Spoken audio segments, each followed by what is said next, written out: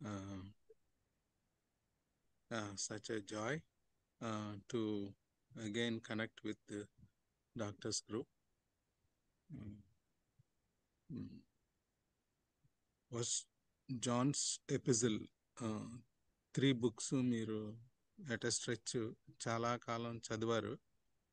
రత్న మీకు స్టడీ తీసుకున్నారు.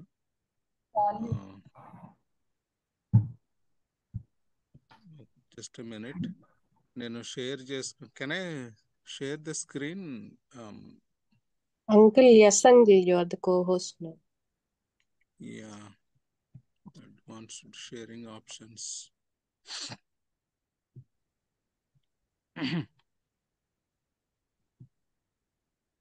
Volume is low. I'll increase the volume.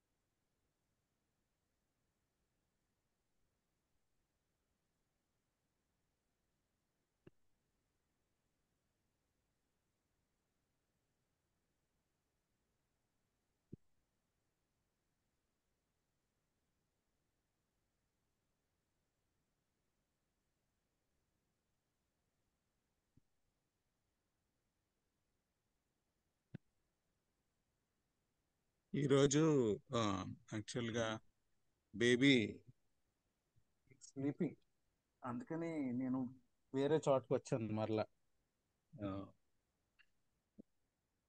Disturbance అవుద్దేమో అని, అందుకని లిటిల్ టైం తీసుకుంటున్నాను నేను. I'm sorry.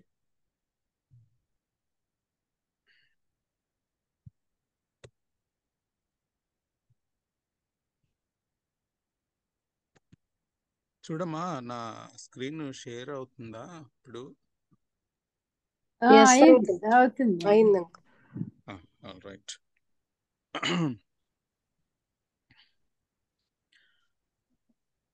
We really appreciate for the way you have selected the book. అది నాకు చాలా మేలు కరంగా ఉంది ఈ పుస్తకం చదువుతూ ఉంటే.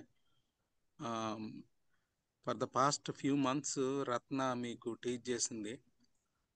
తన తన తన కంటెంట్ అంతా నేను కంటెంట్ డెలివర్ చేస్తానా ఐ డోంట్ నో. చాలా కంటెంట్ డెలివర్ చేస్తుంది.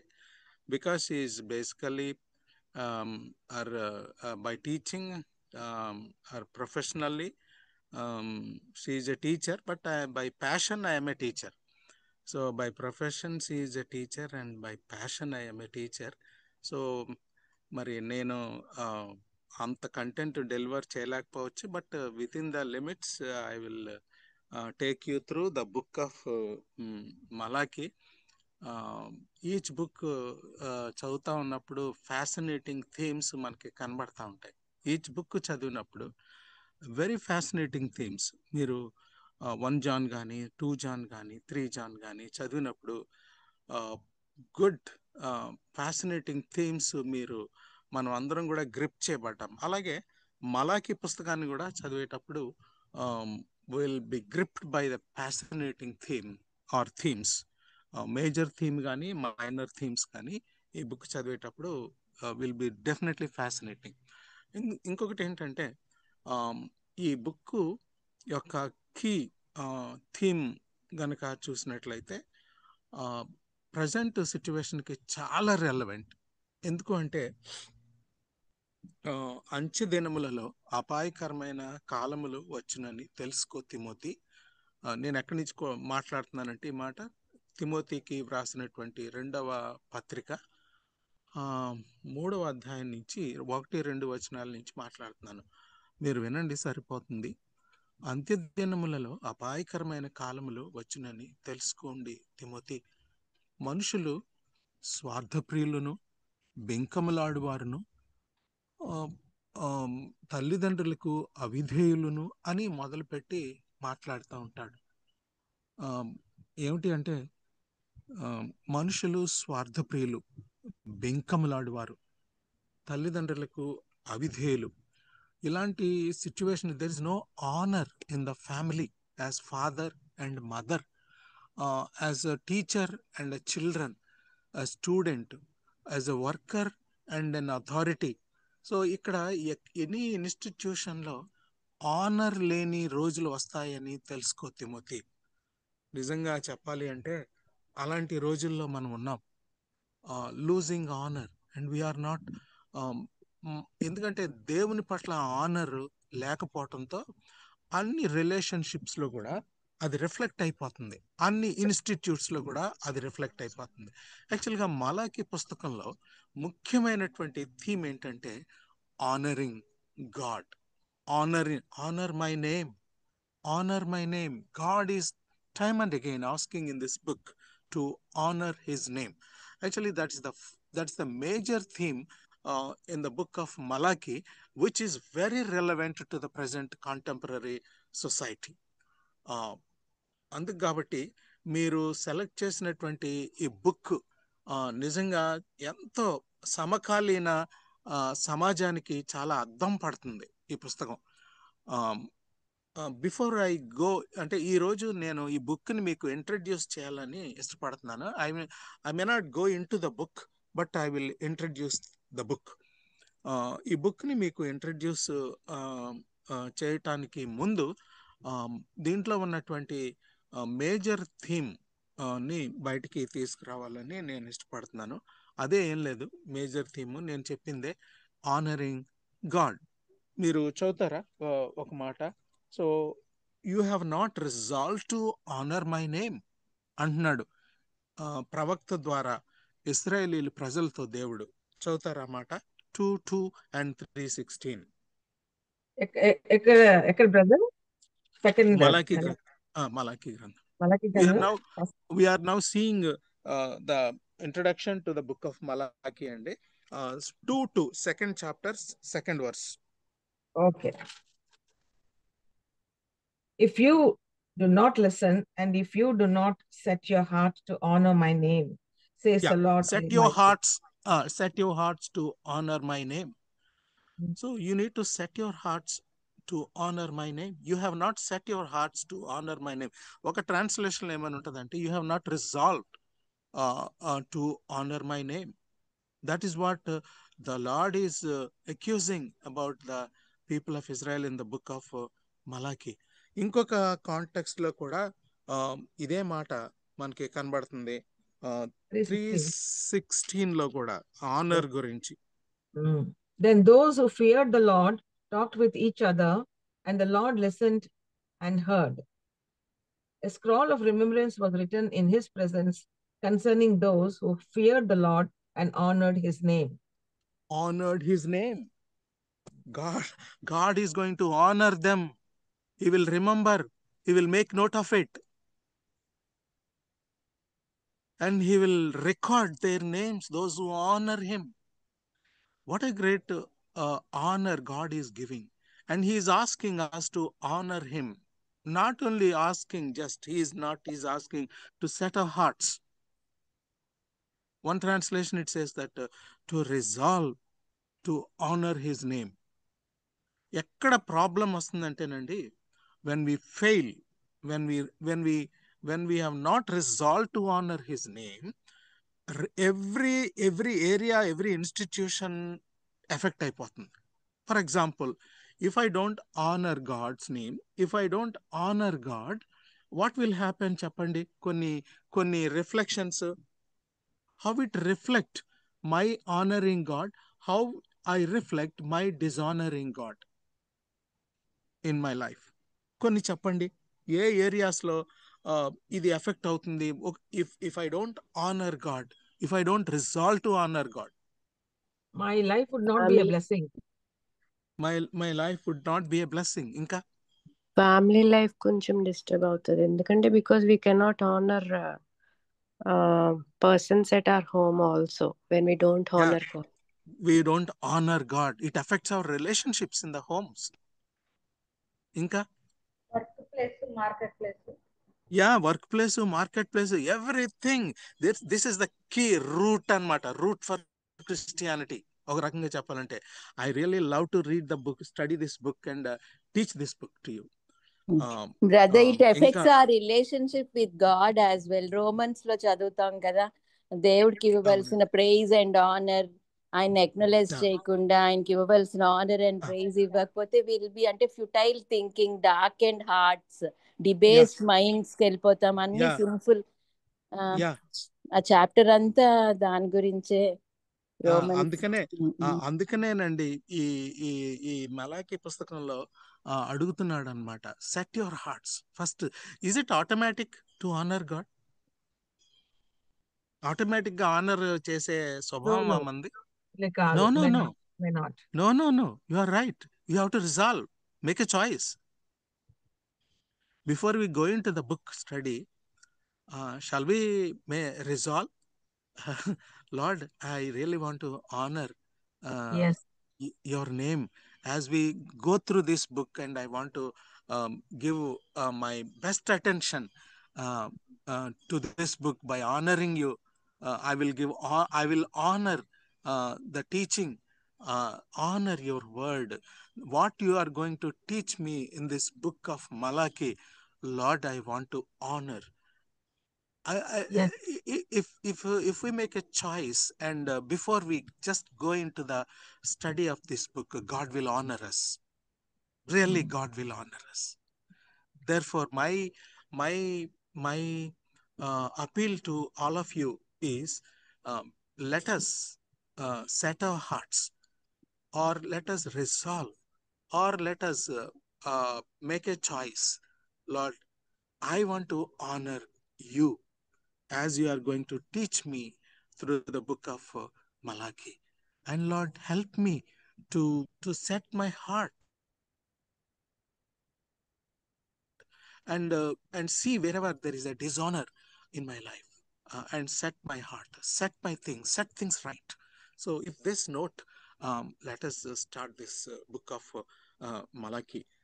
As I said, I'm going to give the book introduction today.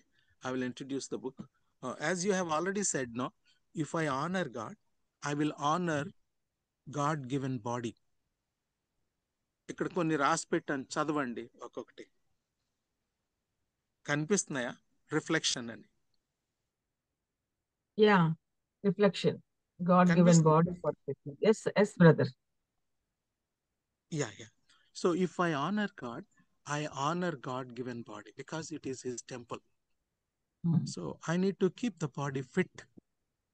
I need to keep my body presentable. Honoring the body, it is a reflection of honoring God's creation, God's image. And second thing, honoring God is honoring God through God-given time. Making use of the time, best use of time, as Ephesians 4th chapter, according to 4th chapter and 5th chapter. And honoring God through God-given money, honoring God through God-given talents, honoring God through God-given family, honoring God through God-given friendships, honoring God through God-given fellowships, honoring God through God-given culture. Why I'm writing culture here is, God has kept you in India. Let us honor God, but respecting that culture. Honor God. So let us not and try to imitate different cultures. ఇక్కడికి రాగానే there are certain cultural shocks. So okay, ఇక్కడ okay, కానీ అక్కడ okay కాదు కొన్ని. So culture, respect the culture God has given us. So respect the work God has given us. If I honor God, as you said, మీరు already చెప్పారు, I need to honor God through my work, not only on Sunday worship, honoring God all the 7 days. Honor God. So honor God through opportunities to serve Him. Honoring means honoring the opportunities. Honor God means honoring by God-given creation. Therefore, we have to focus on creation care. That is honoring God. Keeping home not tidy is not honoring God. So keeping home clean is honoring God. Keeping things in order is honoring God. Because God is a God of order. God is a God of purpose. Therefore, in the great creation order, He is created this great creation. So we are reflecting such a God, honoring God by taking creation care, starting with our own homes, honoring God through manhood and womanhood. God blessed man. God created man and He blessed him. God created women. He blessed her. Therefore, let us honor God as a man and as a woman, as a mother and as a father. Honor God. If God called me as a single person, honor Him. If God called as a family person, honor Him through your family. The list goes on. నేను కొన్ని రాసి పెట్టాను అంతే ఇక్కడ. కొన్ని రాసి పెట్టాను. You can add to this list in everyday life. In everyday life. Am I really honoring God? It reflects. Honoring God reflects in our everyday life. Respecting God's creation. Respecting God's relationships. Respecting God-given time, talent, and treasure. Is it not on? Are we really honoring God in all these areas? Murmuring. The way that God has made you and me, made our children. Let us honor the way God has created them, made them. Let us not ఎంచటం అనేది దేవుని యొక్క honour కాదు. మనుషుల్ని ఎంచి మాట్లాడడం వాళ్ళ యొక్క స్టేచర్ని బట్టి కానీ, వాళ్ళ యొక్క కలర్ని బట్టి కానీ, వాళ్ళ యొక్క పరిస్థితులను బట్టి కానీ, that's not honouring God. There are many implications in this, honoring God. Therefore, I just want you to think on this further and make a lifestyle. Let us make it as a lifestyle to honor God and resolve, set our hearts to honor God.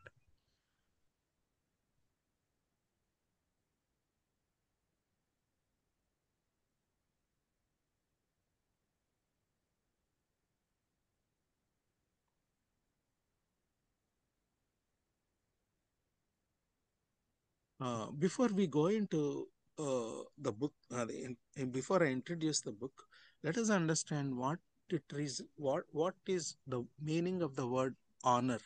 Can you tell me? So far, I have used so many related words to honor God in the Bible also. In the entire Bible, 66 books, the word honor is many times used till Revelation. What is the meaning of the word honor? To glorify, to praise, to obey. To respect, to obey. Okay. The meaning, the very meaning of the word honor. Yeah. Maybe the extreme word of respect. Respect. Respect. Respect. So that is the meaning of the word respect. Honor, to honor God is to give Him highest respect and distinctive nature of adanmata.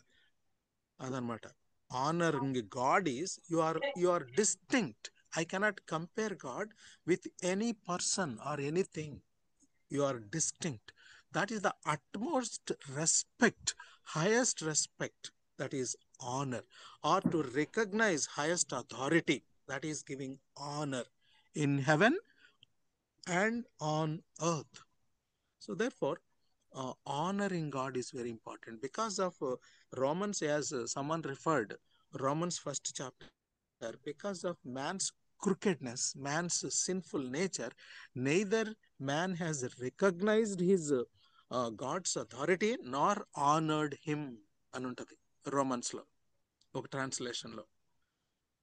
So ఆయన్ను దేవునిగా వాళ్ళు గుర్తించలేదు, ఆయన యొక్క authority కింద రాలేదు, ఆయన్ని honour చేయలేదు. సరిగదా ఏం చేశారు అంటే దేవుని స్వరూపంలో ప్రతిమా స్వరూపాలుగా మార్చి వాటిని ఆనర్ చేయటం మొదలు పెట్టారని అసలు పౌల్ గారు రోమీలకు రాసిన పత్రిక మొదటి అధ్యాయంలోనే అసలు how human beings they fail to honour God because of their క్రికెట్నెస్, వారి యొక్క అవిధేయత, వారి యొక్క క్రికెట్నెస్ని బట్టి వాళ్ళు దేవుని ఆనర్ చేయలేదు అంటాడు.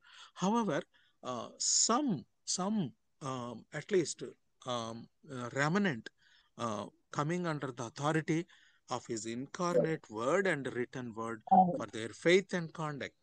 At least దేవుని కృపను బట్టి దేవుడు కొంతమందిని ఏర్పాటు చేసుకుని వాళ్ళు దేవుని నమ్మి దేవుని మాటకి దేవుని యొక్క అథారిటీకి ఆనర్ చేస్తున్నారు.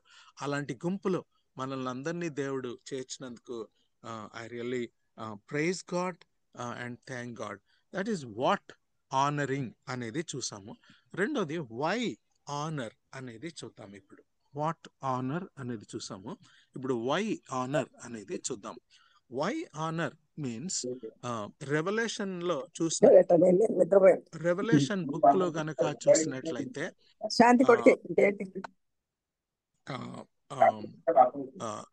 4వ అధ్యాయము 10-12 వచనాల్లో హెవెన్ లో దేవుడు సింహాసనం మీద ఉండటం, తర్వాత 24 పెద్దలు 24 కూడా వాళ్ళ కిరీటాలు తీసి ముందు పెట్టడం, వాళ్ళు దేవుణ్ణి స్తుతించటం, బౌ డౌన్ చేయటం, ఇదంతా చూసినప్పుడు why means because he's worthy.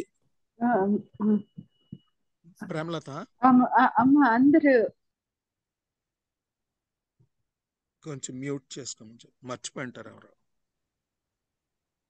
Okay, why honor is God is worthy, is worthy, is worthy, worthy, worthy to be honored. అక్కడ వాళ్ళ ఒకసారి ఎవరైనా Aruna madam Shyama madam Shyama madam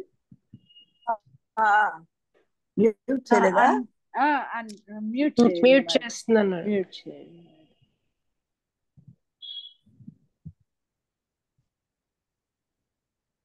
Okay, thank you, madam.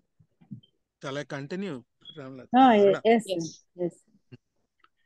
So why we need to honor God means God is worthy of our honor, is worthy of honor as a creator, as a redeemer, as an authority over earth and heaven. ఆయనకి సాటి ఎవరు లేరు కాబట్టి is worthy to be honored. So కాబట్టి this picture ఎందుకు దేవుణ్ణి honour చేయాలనేది open అయిపోయింది. దేవుని యొక్క మహిమ గ్లోరీ ఓపెన్ చేస్తాడు అనమాట రెవల్యూషన్ లో. మనకు అది రెవల్యూషన్ బుక్ లో మనకి కనిపిస్తుంది. ఆ పెద్దలందరూ కూడా దేవుని ముందు ఎలాగో ప్రణమిల్లారో. సో ఈ రకంగా హౌ అనేది ఆల్రెడీ మనం కొన్ని విషయాలు మాట్లాడుకున్నాం. ఇక్కడ ఈ రెఫరెన్సెస్ ఇచ్చాను అనమాట ఈ స్లైడ్ లో. బైబిల్లో దేవుడిచ్చిన సమయాన్ని బట్టి దేవుని ఆనర్ చేయాలని కొలోషియన్స్ లో, ఎఫిషియన్స్ లో ఇవన్నీ ఉంటది అనమాట. తర్వాత దేవుడు మనకిచ్చిన టాలెంట్స్ ని బట్టి దేవుని ఆనర్ చేయాలని మాథ్యూ గాస్పల్లో ఉంటది. Honour God with God given body Corinthians లో ఉంటది. మీరు దేవుడు మీకు ఇచ్చిన దేహము అది దేవుడిచ్చింది కాబట్టి, టెంపుల్ కాబట్టి దాన్ని ఘనపరచాలి, ఆనర్ చేయాలి అనేది. రెండోది తర్వాత honour God with God given treasure, Matthew 6th chapter, Proverbs లోను, మలాకి 3వ అధ్యాయంలోను. సో ఈ రకంగా honour God with God given family relationships. యాక్చువల్గా పౌల్ గారు రాసిన పత్రికల్లో, చాలా పత్రికల్లో డాక్ట్రిన్ గురించి మాట్లాడుతూ రిలేషన్షిప్స్ గురించి మాట్లాడతాడు. Honouring God through our relationships, as a wife and husband, as a parents and children, as fellowship, as brothers and sisters. Even 1 తిమోతిలో అయితే అసలు honouring God through our relationships, ఇంట్లో సంఘంలో విడోస్తో ఎలా ఉండాలి, ఆపోజిట్ సెక్స్తో ఎలా ఉండాలి. సో ఇవన్నీ కూడా పెద్దలతో ఎలా ఉండాలి, పెద్దవాళ్ళతో ఎలా ఉండాలి, చిన్నవాళ్ళతో ఎలా ఉండాలి, honouring God through our relationships. So ఇది బైబిల్ చాలా ఎంఫసిస్ ఇస్తుంది అనమాట. కాబట్టి బైబిల్ దేనికైతే ఎంఫసిస్ ఇస్తుందో మనం కూడా దాన్ని గౌరవించాల్సిందే. So now let us this is the theme of the book of Malachi. Dominant theme ఏంటంటే honour God. Where is my honour? ఇలాంటి ప్రశ్నలు కనబడుతున్నాయి మనకి ఇందులో. Where is my honour? చెప్తారా అది ఎక్కడుందో? 1వ అధ్యాయం 6వ వచనం First చదవండి. chapter, 6th verse. Um, A son honors his father, and a slave his Hmm. master. If I am a father, where is the honor due me? If I am where a is the master, honour? due me. Where is If I where am is the honour? చాలమ్మా. Where is the honour due to me? తర్వాత బుక్లోకి వెళ్ళిన తర్వాత verse వైజ్లో మనం detail study చేస్తాము. But this is పదే పదే ఈ మాట, where is the honour, where is the honour due to me అదనమాట. You have not resolve to honour, you have not set your hearts to honour మీ అదనమాట. You have not set your hearts to honour me. So ఈ రకంగా honouring God అనేది చాలా డామినెంట్గా కనబడేటటువంటి theme మనకి ఈ పుస్తకంలో. తర్వాత ఈ పుస్తకాన్ని మనం ఎక్కడ ప్లేస్ చేయొచ్చు అంటే, ఇది మైనర్ ప్రాఫిట్. మనకి మైనర్ ప్రాఫిట్స్ ఎంతమంది, మేజర్ ప్రాఫిట్స్ ఎంతమంది? minor 12 and మేజర్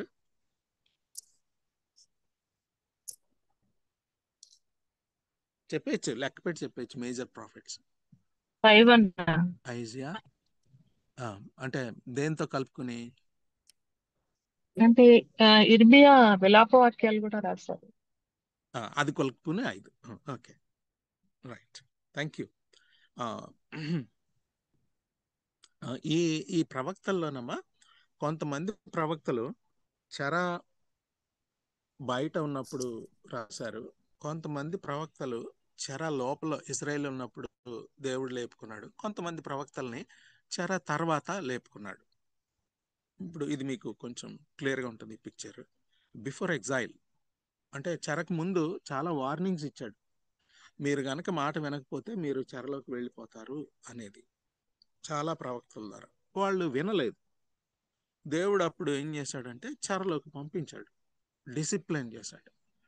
సో చెరలోకి వెళ్ళిన తర్వాత కొంతమంది ప్రవక్తలు చెరలోకి వెళ్ళిన ఇశ్రాయేలీల్ని ఉద్దేశించి మాట్లాడారు. సో మిమ్మల్ని నేను తీసుకెళ్తాను, మిమ్మల్ని మోసుకెళ్తాను, మీకు మీ టెంపుల్ని మరలా తిరిగి కట్టేలా చేస్తాను, మీ పెద్దలు చేసిన తప్పులను బట్టి మీరు ఇక్కడ ఉన్నారు అని వాళ్ళకి చెప్తాడనమాట, డానియల్ ద్వారా, ఎజేకియల్ ద్వారా. అది చెరలో ఉన్న ఇశ్రాయేలీలతో మాట్లాడిన ప్రవక్తలు వీళ్ళు. చెరలో నుంచి 70 సంవత్సరాలు ప్రామిస్ చేసిన తర్వాత చెర నుంచి బయటికి తీసుకొస్తాడు, మరలా వాళ్ళ హోమ్ ల్యాండ్కి తీసుకొస్తాడు, జెరూషలేంకి. పారసీక దేశపు రాజుని ప్రేరేపించి బయటికి తీసుకొస్తాడు. ఆ చెర బయటికి తీసుకొచ్చిన తర్వాత దేవుడు 2 ప్రవక్తల్ని లేపుకున్నాడు, హగ్గయి, జకర్యా. వీళ్ళిద్దరూ సహాయం ద్వారా టెంపుల్ని మళ్ళా తిరిగి కట్టుకున్నారు. వాళ్ళు టెంపుల్ని తిరిగి కట్టుకున్నారు. చెరలోకి వచ్చిన తర్వాత ఒక 100 ఏళ్ల తర్వాత టెంపుల్ అయితే కట్టుకున్నారు, కానీ వాళ్ళ పరిస్థితులు మెరుగుపడలా. ఎందుకంటే still they are under the rule of Persian rule. వాళ్ళకి ఒక ఇండిపెండెంట్ కింగ్డమ్ లేకపోయింది. ఇంత కష్టపడి ప్రామిస్డ్ ల్యాండ్కి వచ్చిన తర్వాత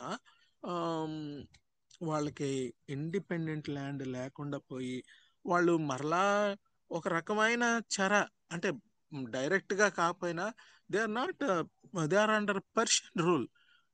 కాబట్టి వాళ్ళకి అంత ఫ్రీడమ్ లేకుండా పోయింది. మా పితరులతో ప్రామిస్ చేసిన మా మెస్సయ్య ఏమయ్యాడు? ఎన్నో ప్రశ్నలు వాళ్ళకి, ఇస్రాయేలీలకి ఏమయ్యాడు, ఆ గ్లోరీ రాలేదే, వస్తుంది అనుకున్న గ్లోరీ రాలేదే అని వాళ్ళు ఎన్నో ప్రశ్నలు వేస్తున్న ఆ కాంటెక్స్లో 100 సంవత్సరాల తర్వాత ఒక ప్రవక్తని లేపుకున్నాడు. ఆయన పేరే మలాకి. అర్థమైందమ్మా? ఏమైనా డౌట్ అయితే నన్ను అడగండి. మలాకిని ఎక్కడ ప్లేస్ చేయొచ్చు అనేది నేను కొంచెం చరిత్రలోకి వెళ్ళి మీకు చెప్పాను.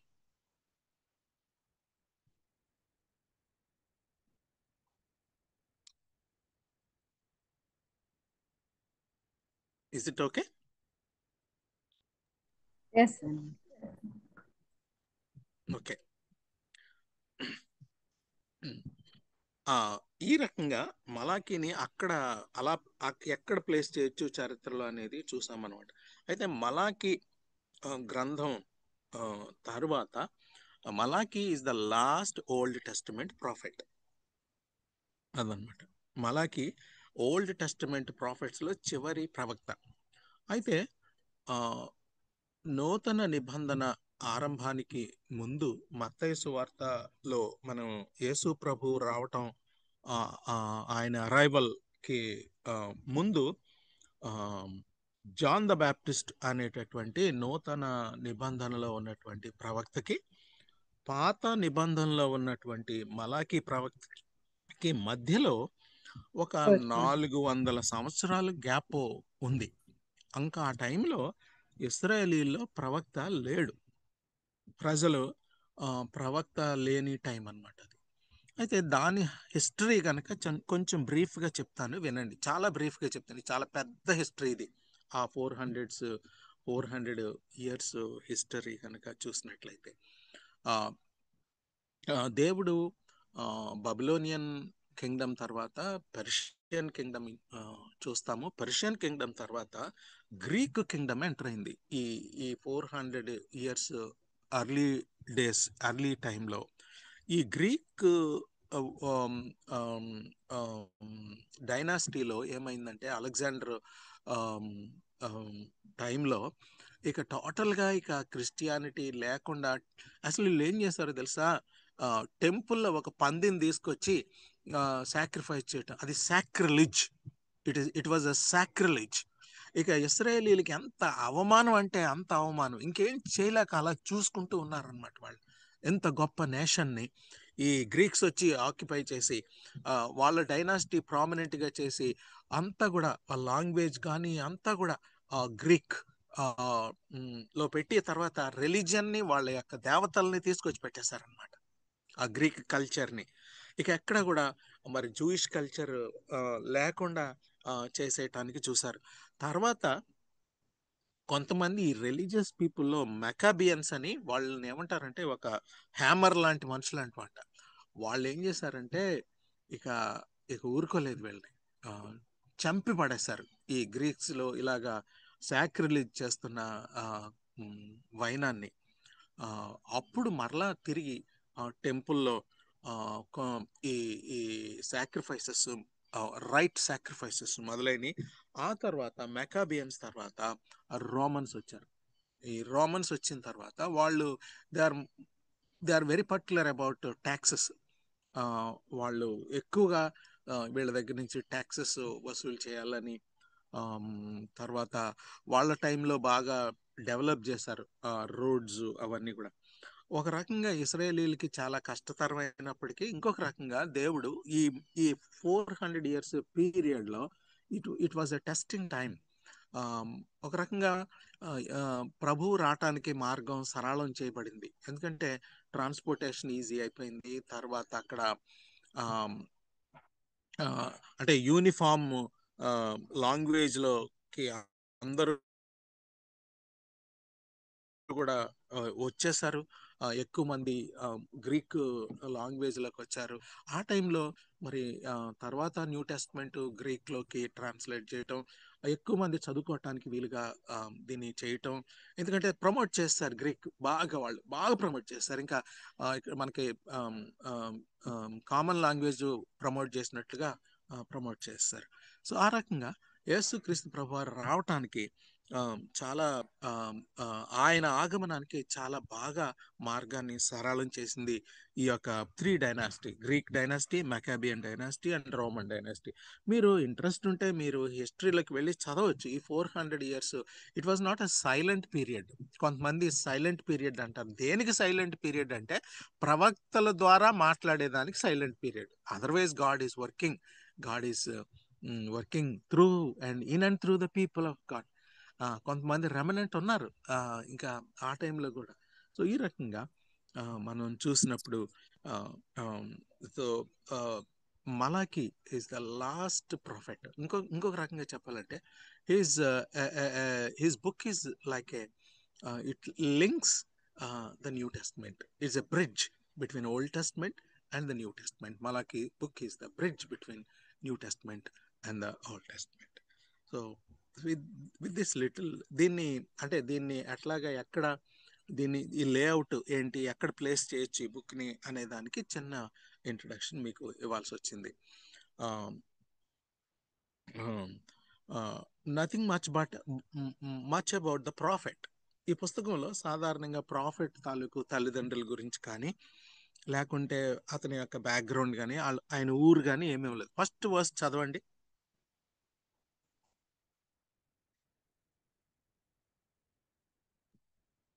First verse. మొదటి verse. The sinful priest, an oracle, the word of the Lord to Israel through Malachi. అంతే. an oracle. The word of Lord. మీది కేజీవి సిస్టర్? మీ కేజీవి మీది ఎన్ఐవినా? NIV. ఓ, అంటే ఇప్పుడు ఎన్ఐవిలో 2 వర్షన్స్ వచ్చినాయిలండి. నాది కూడా ఎన్ఐవియే. A prophecy, the word of the Lord to Israel through Malachi. మీది ఆరకిల్ అన్నారు కదా? Oracle. Oracle, very good. Oracle is the right, oracle is the close translation to Hebrew దానికి.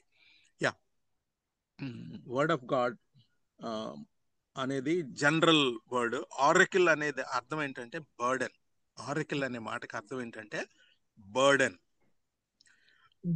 ఎ prophet communicates the burden of God, అదనమాట. So దేవుని హృదయంలో ఉన్న భారాన్ని ఒక ప్రవక్త ప్రజలకు అందిస్తాడు అనమాట. అంటే మెసెంజర్ ఆఫ్ గాడ్ అని ఉంటుంది.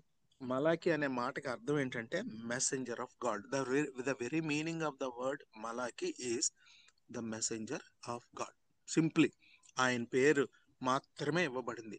ఇది ఇన్సిగ్నిఫికెంట్ ప్రాఫిట్ అన్నట్టుగా కనబడుతుంది ఇక్కడ. ఎందుకో మరి ద రైటర్ పేరు రాయటానికి, ఆథర్ పేరు రాయటానికి ఆయన మాత్రమే ఒప్పుకున్నాడు, కానీ ఆయన బ్యాక్గ్రౌండ్ కానీ ఆయన తల్లిదండ్రుల గురించి కానీ ఇక్కడ ఏమీ లేదు. Just the word of the Lord to Israel through మలాకి, అంతే. అంటే ఇంకొక రకంగా చెప్పాలంటే ప్రాఫెట్ అంటే he brings the word of God, the burden of God, oracle of God to the Message. people of God. ఏమండి? Yes, sir. అదే message to the people of God. So the oracle, the prophecy is the word of God or the oracle of God through the words of man. So దేవుడు ఒక ప్రాఫెసీని ఇచ్చినప్పుడు అక్కడ ఎవరు involve అయ్యారండి? God. Man? What To about Israel, man? అంటే to man. అంటే prophecy is a word of God through the words of man. అంటే man యొక్క ఇన్స్ట్రుమెంట్, మ్యాన్ యొక్క రెస్పాన్సిబిలిటీ, మ్యాన్ యొక్క రోల్ ఉందా లేదా దేవుని వాక్యాన్ని ప్రజలకు తీసుకువెళ్ళటానికి అనేది ఇక్కడ. అంటే ప్రతిసారి ఇలాగా ప్రవక్త ద్వారా దేవుడు మాట్లాడిన, దేవుని ప్రజలకు మాట్లాడిన మాటలు అంటే ప్రజెంట్ కాంటెక్స్ట్ లో how do we understand a prophet or a prophecy? మాట్లాడాలి మీరు.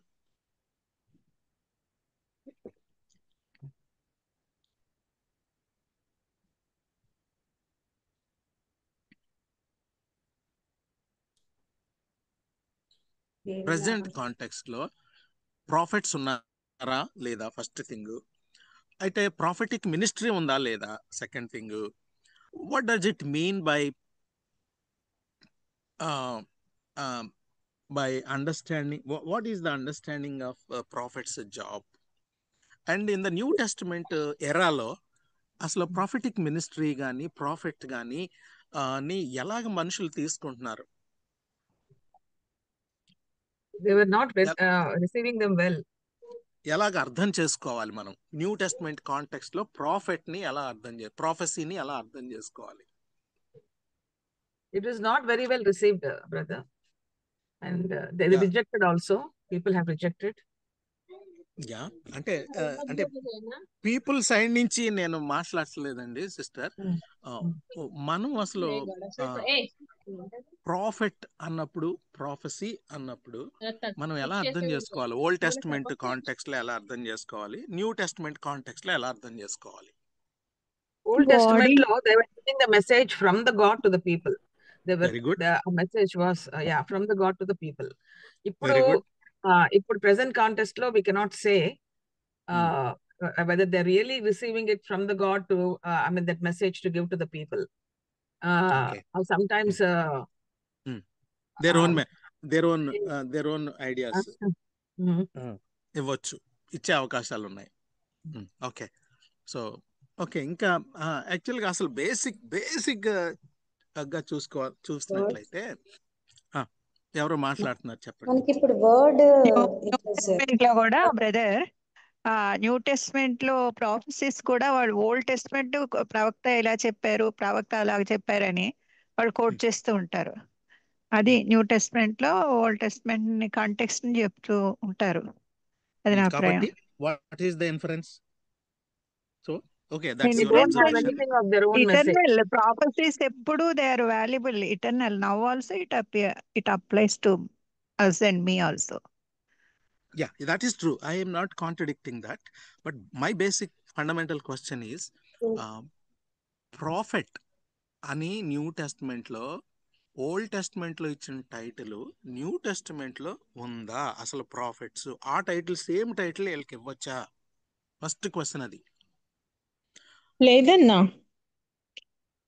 You're right. ఎందుకంటే అప్పుడు ప్రవక్తల ద్వారా మాట్లాడాడు దేవుడు, ఇప్పుడు వాక్యం ద్వారా మాట్లాడుతున్నాడు. Excellent excellent excellent. Old testament దేవుడు ఓల్డ్ టెస్ట్మెంట్ లో ప్రవక్తల ద్వారా మాట్లాడిన దేవుడు న్యూ టెస్ట్మెంట్ లో ఆయన కుమారుడి ద్వారా మాట్లాడాడు అని ఉంది. అంటే ప్రవక్తలు యాక్చువల్గా ఓల్డ్ టెస్ట్మెంట్ లో న్యూ టెస్ట్మెంట్ లో యాక్చువల్గా ఫోర్ రన్నర్ అన్నారు ఆయన్ని ఎవరు? మన జాన్ ద బ్యాప్టిస్ట్. అలా ఇంకోటి కూడా ఏంటంటే అన్న, ఇప్పుడు 1 ప్రకారంగా అంతే ఈ కాలం సమీపించినప్పుడు తన కుమారునే పంపెను. కరెక్ట్. 1:1 కోట్ చేశారు, కరెక్టే. అయితే మనం అర్థం చేసుకోవాల్సిన క్లారిటీ ఏముండాలంటే మనకి అసలు ప్రాఫెట్ అనే ఆయన ఓల్డ్ టెస్టమెంట్ లో అండర్స్టాండింగ్ ప్రకారంగా ప్రాఫిట్ అండ్ ప్రాఫిటిక్ మినిస్ట్రీ 2 మాటలు ఇంట్రడ్యూస్ చేస్తున్నాను నేను. ఇక న్యూ టెస్ట్మెంట్ లో దేవుడు ఏదైతే ప్రాఫిట్స్ ద్వారా చెప్పాడో అది వాక్యం అయిపోయింది.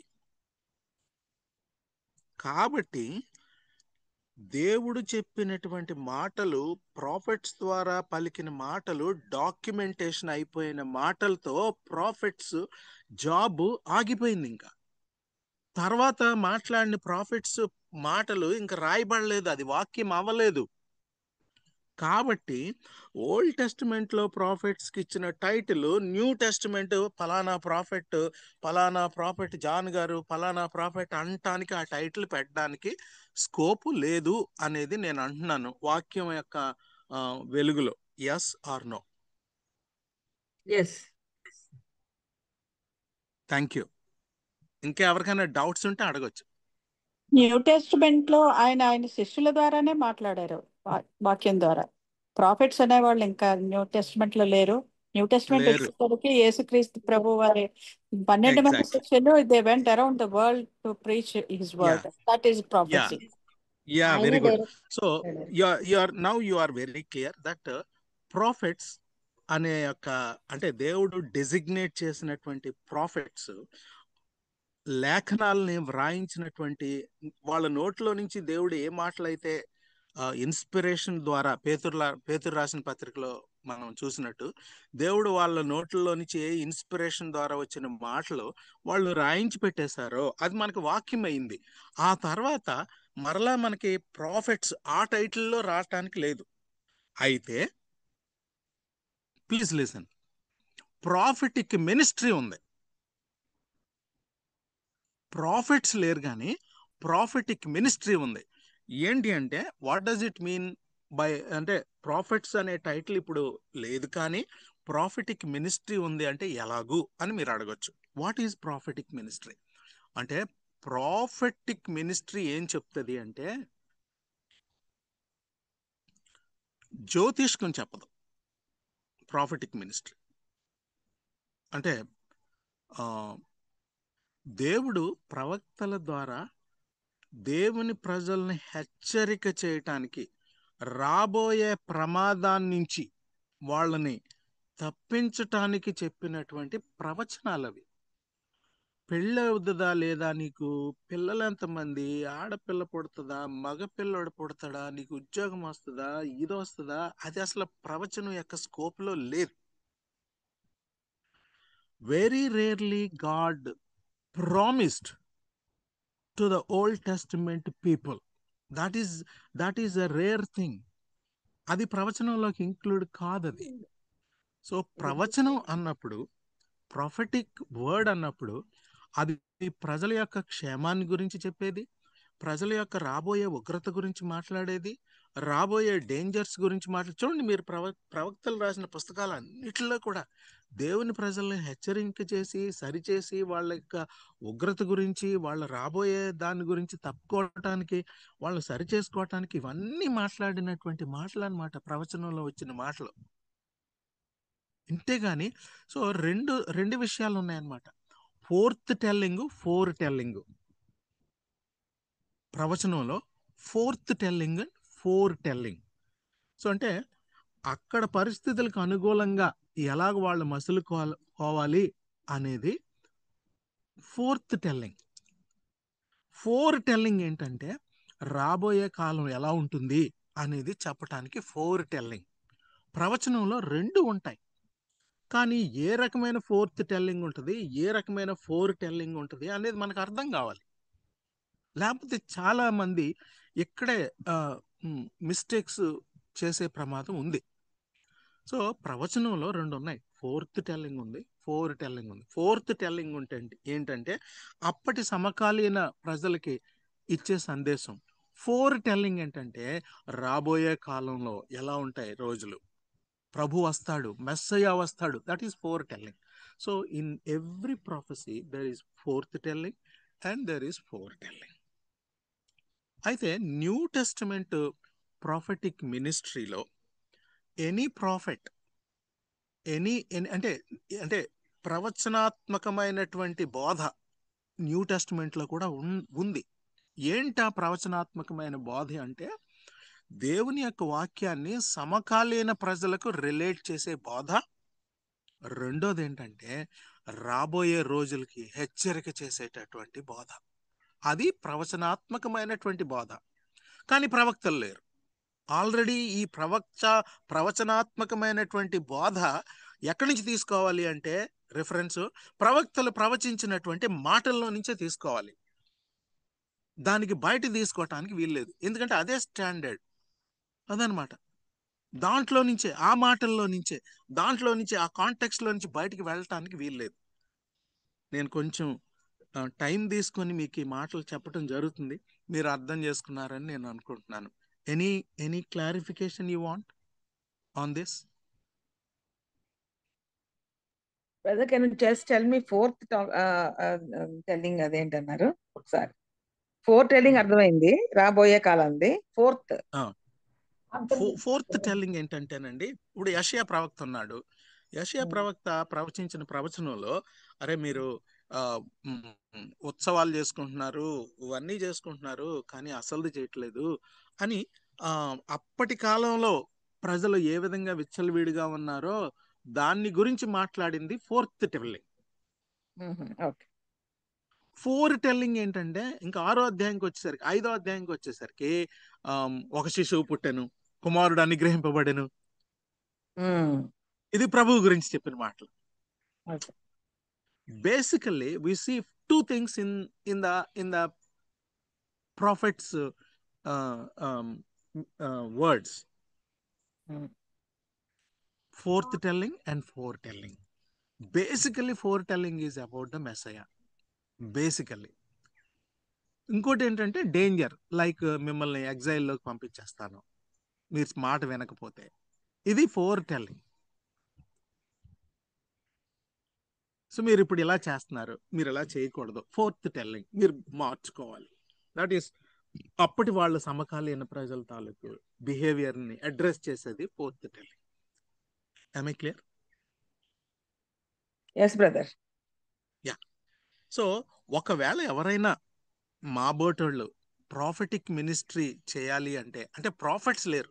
No one claim that he's a prophet. No, prophets ఆగిపోయారు, కానీ ప్రాఫిటిక్ మినిస్ట్రీ కంటిన్యూ అవుతుంది. ఏంటా prophetic ministry? Relating God's word. Again God's word, నేను కొత్తగా చెప్పడానికి లేదు మళ్ళా. Again God's word means old testament prophets, new testament apostles. Okay. So వీళ్ళు చెప్పిన మాటల్లో నుంచి సమకాలీన సమాజానికి సరిపడగా ఫోర్త్ టెల్లింగ్ చేయాలి, కాంటెక్స్ట్కి సరిపడగా మాట్లాడాలి, రాబోయే ఉగ్రత గురించి మాట్లాడాలి. గుడ్డిగా మీకు అంతా బాగా జరుగుద్ది, నీకేం పర్వాలేదు, తెలుసు దేవుడు God is a God of judge అని, కానీ మనం చెప్పం కొన్నిసార్లు. This is not the right way of the ministry, prophetic ministry. So teaching and prophetic ministry. I don't no, am I clear or not? Very clear, brother. అర్థమవుతుంది. Right. So with this, nothing much about the prophet, but ఒకే ఒక సెంటెన్స్లో ప్రాఫిట్ని, ఒకే ఒక మాటలో ప్రాఫిట్ని introduce చేశారు. ఆ profit మలాకి. ఆయన పేరుకి meaning messenger. The messenger అనేది నిజంగా వాళ్ళ అమ్మ నాన్న పెట్టిన పేరుకు తగ్గట్టుగానే నిజంగా దేవుని యొక్క బర్డెన్ ప్రజలకి పాస్ ఆన్ చేసే ప్రవక్తగా తను ఉన్నాడు. మంచి పేరు పెట్టారు. పేరుకి తగినట్టుగా ఆ ప్రవక్తనే దేవుడు ఎంచుకొని ఆయనకి ఆయన బర్డన్ని అందించి ప్రజలకు అందించాడు. నిజంగా ఏదో దేవుడు అందించిన సందేశాన్ని అదే బర్డెన్తో ప్రజలకు అందించాలండి, తేల్చేయకూడదు. అదనమాట. అందుకనే ఆరికిల్ అన్నారు అక్కడ. Auricle, the meaning of the word oracle is the burden of God. The speaker should feel the burden and then pass on the burden of God. So that is about the prophet. Let's see the background.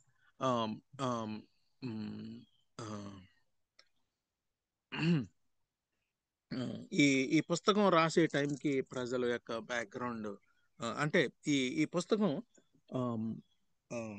Style of the book చూసినట్లయితే, దేవుడు ఇశ్రాయేలీయుల ప్రజలకి అలా చెప్పుకుంటూ వెళ్ళిపోలేదు. ఏం చేశాడంటే,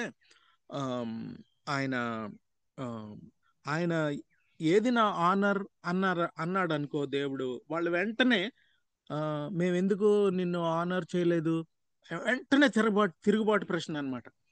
can you tell me questioning God to man, questioning man to God and questioning man to man బైబిల్లో?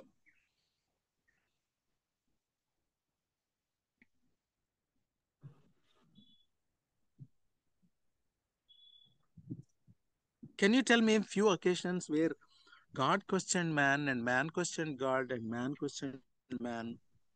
First starting లోనే ఏడెన్ గార్డెన్ లో ఆదాంని ఈవ్ని అడుగుతాడు దేవుడు. Yeah, దేవుడు God questions man. అదమ్మ ఎక్కడ? And yeah, his authority, Neekevvaru is a creator. who మనం told you ఎక్కడున్నాం? that you are అలాగే not? బైబిల్లో చాలా చోట్ల కరెక్ట్ గా ఎవరు చెప్పారు నీకు ఈ సంగతి? కరెక్ట్. ఈ రకంగా we see God questioning man and we also see man questioning God. yes and You are the only Where? one who gave this woman to me అంటాడు. Is it And Habakkuk also. In Habakkuk also. Job, Why Yeah, are you yeah. allowing me? Yeah, Job. good. Job, Yeah, there Job are. అన్న Job. Job. There are occasions where man questioned God. And third అంటే ఇంకొక రకంగా కూడా man question చేయండి. నేనేమైనా watchman నా? Cain and Abel. Am I ఇలాంటి God to my questions brother? ఇలాంటి questions man also asked God. Man questioning man in the Bible.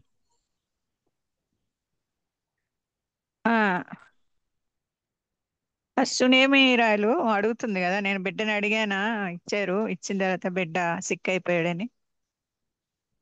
Profit ని. Man questioning man. So in the Bible we see a lot of occasions where questions raised by man to God. Next question ఏంటంటే అది, can a man question God?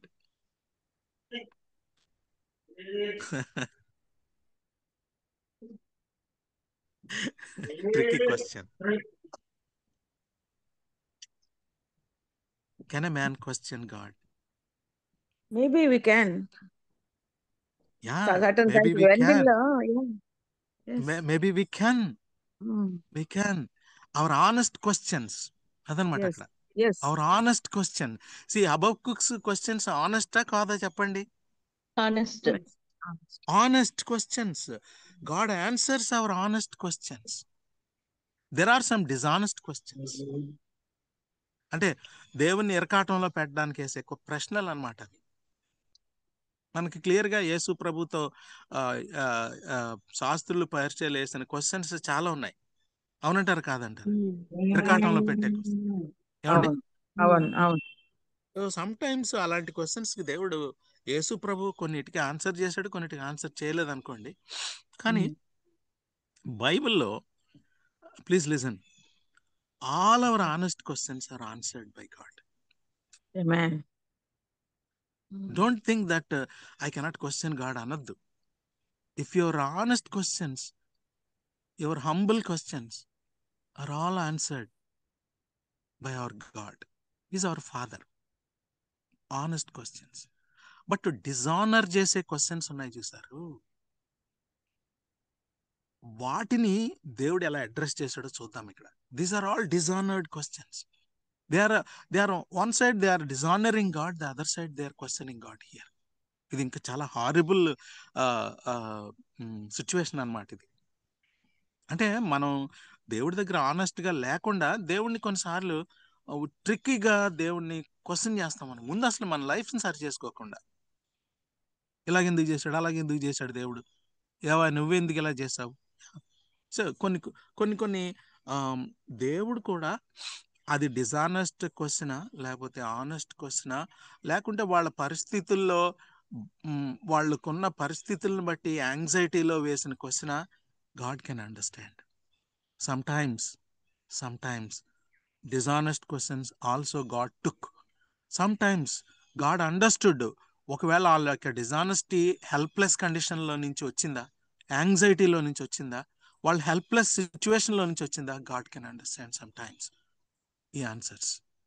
So ఈ రకంగా here we see, మీరు నన్ను ఎలా honour చేశారు అంటే, మేము ఎందుకు ఆనర్ చేయలేదు, అరే మీరు నన్ను నా ధననిధిని మీరు ఇవ్వకుండా యు ఆర్ రాబింగ్ మీ అంటే, ఎలా రాబ్ చేశాము? వెంటనే మళ్ళా తిరిగి క్వశ్చన్. వీళ్ళు చూద్దాం అలాంటి క్వశ్చన్స్ ఎన్ని ఉన్నాయో వీళ్ళ దగ్గర. ఫస్ట్ చాప్టర్ సెకండ్ వర్స్ చూడండి. I ఇక్కడ have ఇక్కడ loved చెప్పిన you. వాటిలో ఒక్కొక్కరు Yeah. చదివేసేయండి. ఇక్కడ నేను చెప్పిన I వాటిలో have loved you, says the Lord. Hmm. But you ask, how have you loved us? దేవుడు అంటున్నాడు అనమాట, నేను మిమ్మల్ని ఎంతో ప్రేమించాను అని చెప్తా ఉంటే మీరు నన్ను అడుగుతున్నారు ఎలా ప్రేమించావని. ఎలా ఉంటుందండి? తల్లిదండ్రులు పిల్లల్ని, అయ్యా నీకోసం నేను ఎంత ప్రేమించాను, నీకు ఎంత చేశాను అంటే, పిల్లోడు వచ్చి పెద్ద అయ్యాక ఏం చేసావు నువ్వు నాకు అంటే, అసలు ఆ తల్లి కానీ ఆ తండ్రి కానీ హృదయం ఎంత నొచ్చుకుంటది. Is our father. Yes. వీళ్ళు ఏమంటున్నారంట, దేవుడు ఏమంటున్నాడు, నేను I మిమ్మల్ని have ఎంతో loved you. ప్రేమించానంటే how you have loved us. Maybe ఫ్రస్ట్రేషన్లో నుంచి అడిగే ప్రశ్నేలండి అది. చెప్తాను ఎందుకు అంత ఫ్రస్ట్రేషన్లోకి వెళ్ళిపోయారు వాళ్ళు. How you have loved us, that is the question of the people of God, Israel. తర్వాత నెక్స్ట్ 1:6 త్వరగా చదివేయాలి. A son The son honors honors his father, and the slave his master. If I am a father, where is the honor or due me? If I am a master, where is the respect due me? Says the Lord Almighty. So 7వ వచనంలో చూసినట్లయితే వాళ్ళు ఏమంటున్నారంటే, response, మీరు నా How మాట have we ఎలా, defiled you? How have we defiled you. ఏది అసలు నా పేరు అంత డిఫైల్ చేశారు మీరంటే, how we have defiled you. ఏంటిది? దేవుని ఛాలెంజ్ చేయటమా లేకపోతే ఏంటిది అసలు ఇది? తర్వాత 1:17 చదవండి.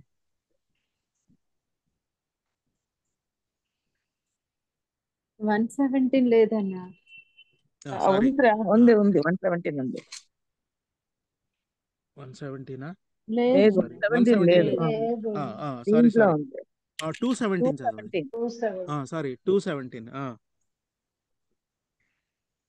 You have 17 you have wearied the Lord with your words. మీ మాటలతో నన్ను ఆయాస పెట్టారు అంటే వీళ్ళ వెంటనే ఏమంటున్నారు, How have we wearied him? అబ్బా మళ్ళీ ఇదే, హౌ వీ హ్యావ్ వేరిడ్ యూ. ఎలా ఆయాస పెట్టాం మేము ఏం చేసాం? తిరగబట్టం అనమాట ఇదంతా. తర్వాత నెక్స్ట్ 3:7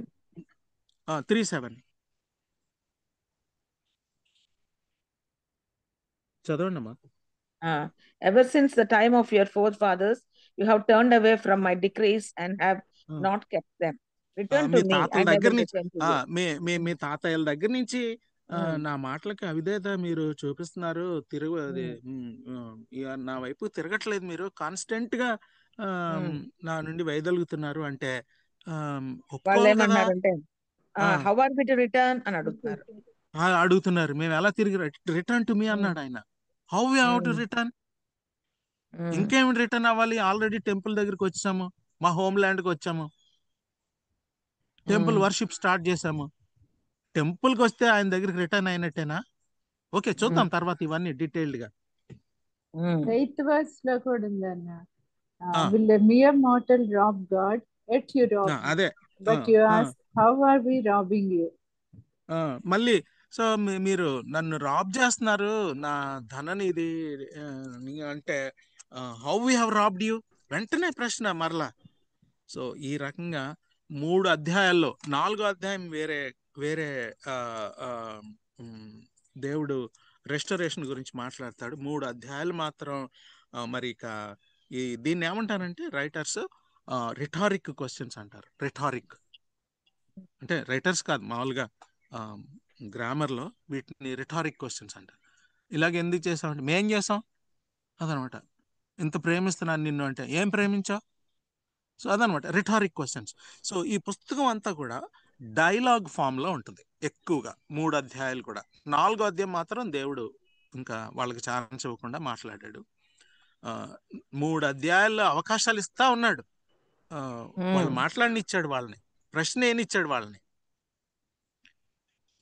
సో ఇలాగూ in this book there are lot of questions answers. దేవుడు అడగటం, వాళ్ళేమో ప్రశ్న చేయటం, మళ్ళీ దేవుడు రిప్లై ఇవ్వటం, ఈ రకమైనటువంటి డైలాగ్ ఫామ్ లో నడుస్తుంది ఈ పుస్తకం. That is the style of the literature we see in this book.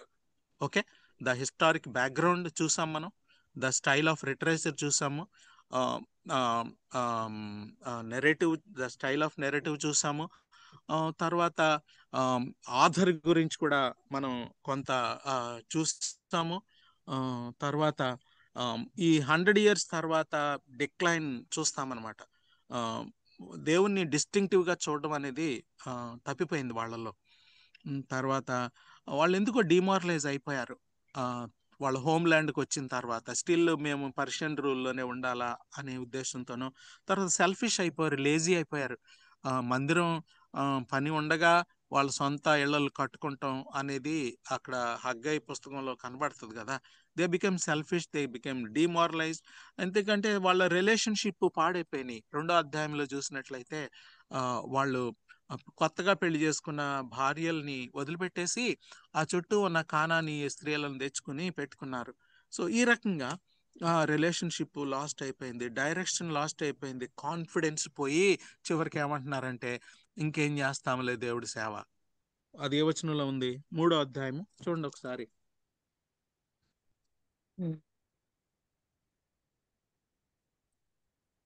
14వ వచనం. You have said, Ah. it is futile to serve God. What did It is we gain futile by to serve God. ఇంకేం చేస్తాంలే. They have lost the confidence. They said that it is futile to serve God. ఇంకేం దేవుని సేవ ఇంకేం చేస్తాంలే, it is futile. So ఆ కంక్లూషన్కి వచ్చారనమాట. So ఈ రకంగా మరి 100 years టైంలో డిక్లైన్ స్టార్ట్ అయిపోయింది. స్టార్ట్ అయిపోయి అనుకున్న గ్లోరీ రాక రిలేషన్షిప్ పాడైపోయి కుటుంబాల వ్యవస్థ విచ్ఛిన్నం అయిపోయి అందులో నుంచి వచ్చే ప్రశ్నలు అనమాట ఇవన్నీ కూడా. ఏం సుఖం ఉంటుంది వాళ్ళకి? టెంపుల్ అయితే కట్టుకున్నారు కానీ వాళ్ళ రిలేషన్షిప్స్ బాగుపడలేదు, దేవుణ్ణి ఆనర్ చేయట్లేదు. సో ఇలాంటి సిచ్యువేషన్లో దేవుడు అడుగుతుంటే కొన్ని ఎగ్జామిన్ చేసుకుంటున్నారా అంటే అది కూడా లేదు. మళ్ళీ తిరిగి మళ్ళీ ఛాలెంజ్ చేస్తున్నారు దేవుణ్ణి. సో ఈ రకంగా వాళ్ళ యొక్క వర్షిప్ డిఫైల్ అయిపోయింది. తర్వాత వాళ్ళ యొక్క ప్రీస్ట్హుడ్ డిఫైల్ అయిపోయింది. దేవుని వాక్యాన్ని అప్హోల్డ్ చేయటం తప్పిపోయారు యాజకులు. దేవుడు అంత ప్రాముఖ్యమైన పని ఇచ్చారు వాళ్ళకి, దేవుడు అది కూడా తప్పిపోయారు. ఇది ప్రజెంట్ కాంటెక్స్ట్కి ఎంతో అర్థం పడుతుంది. తర్వాత మ్యారేజెస్ని డిస్రెస్పెక్ట్ చేస్తారు. తర్వాత దేవుని యొక్క జస్టిస్ని డిమాండ్ చేస్తున్నారు. మరలా నో ఫైనాన్షియల్ స్టీవర్డ్షిప్ 3:8. ఇవన్నీ కూడా చదవండి కావాలంటే, ఒక ఫోటో తీసుకొని, ఎందుకంటే టైం అవుతుంది కాబట్టి నేను అంత డీటెయిల్స్లోకి వెళ్ళటం లేదు. ఈ రకమైన డిక్లైన్ కనబడుతుంది ఈ పుస్తకంలో, ఎంత డిక్లైన్ కనిపిస్తుంది ఈ ప్రజల్లో. సో ఈ రకంగా this book is the linking between frustration and the hope of the Messiah. ఇక కొత్త నిబంధనలో రాబోతున్నాడు. And the frustration of the people, ఇక ఎండ్ ఆఫ్ ద ప్రాఫెసీలో ఇక్కడ చరిత్ర ఏమో ఫ్రస్ట్రేషన్ చూపిస్తుంది, రాబోయే హోప్ని గురించి.